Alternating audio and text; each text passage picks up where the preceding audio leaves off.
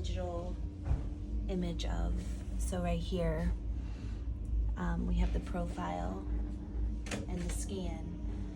We scan it with a ruler so that we make sure our scan is the correct size, which we then bring into AutoCAD and are able to trace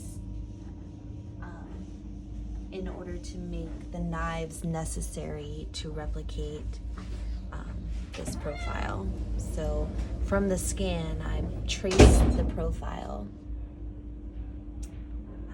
and created a drawing that shows CT saw how to cut the knives for us to replicate. So then we produce a drawing for the shop to know what size and how many linear